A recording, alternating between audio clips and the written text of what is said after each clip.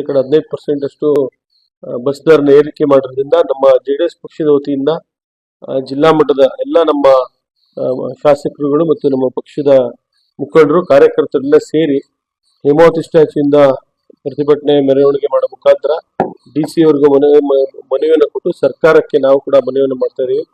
ಏನು 15% ದರನ ಏರಿಕೆ ಮಾಡಿ ಮಹಿಳೆಯರಿಗೆ ಉಚಿತವಾಗಿ ಬಸ್ನ ಇದನ್ನ ಕೊಡ್ತೀವಿ ಅಂತ ಮಾಡಿ ಇವತ್ತು 15% ಏರಿಕೆ ಮಾಡಿರೋದ್ರಿಂದ ಒಂದು ಪ್ರತಿಭಟನೆಯನ್ನ ಖಂಡಿಸಿ ನಾವು ಸರ್ಕಾರದ ನಿಲುವುಗಳನ್ನ ಖಂಡಿಸಿ ನಾವು ಶುಕ್ರವಾರದಂದು 10ನೇ ತಾರೀಕು ಬೆಳಗ್ಗೆ 10 ಗಂಟೆಗೆ ಮೆರವಣಿಗೆ ಮಾಡೋ ಮುಖಾಂತರ ಪ್ರತಿಭಟನೆಯನ್ನ ಮಾಡ್ತಾ ಇದೀವಿ.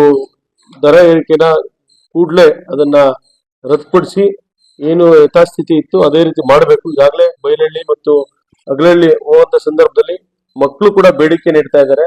ಇವತ್ತು ಬಸ್ಸು ಎಲ್ಲ ಕಡೆ ಸಾಕಷ್ಟು ಇಲ್ಲ, ನಮಗೆ 4:15 ಸಮಯದಲ್ಲಿ 5 ಗಂಟೆ ಸಮಯದಲ್ಲಿ ಬಸ್ ಬೇಕು ಅಂತ ಹೇಳಿದ್ರು. ವಿದ್ಯಾನಗರ ಭಾಗದಲ್ಲೂ ಕೂಡ ಇವತ್ತು ಹಲವಾರು ನಾಗರಿಕರು ಬಂದು ಬಸ್ಸಿನ ವ್ಯವಸ್ಥೆ ಇಲ್ಲ. ನಮ್ಮ ರೈಲ್ವೆ ಸ್ಟೇಷನ್ ಇಂದ ಹಿಂದೆ ಏನು ಕೋವಿಡ್ ನಿಂದ ಹಿಂದೆ ಮುಂಚೆ ಏನು ನಮ್ಗೆ ಬರ್ತಾ ಇತ್ತು ಬಸ್ನ ಒಂದು ವ್ಯವಸ್ಥೆ, ಈಗ ಒಂದು 2 ವರ್ಷದಿಂದ ಅದು ನಿಂತಿದೆ. ವಿದ್ಯಾನಗರದಲ್ಲೂ ಕೂಡ ರೈಲ್ವೆ ಸ್ಟೇಷನ್ ಇಂದ ವಿದ್ಯಾನಗರ ಮಾರ್ಗದಲ್ಲಿ ಹೋಗುವಂತ ಬಸ್ ಬರಬೇಕು ಅಂತ ಕೂಡ ಮನವಿಯನ್ನು ಮಾಡಿದ್ರು.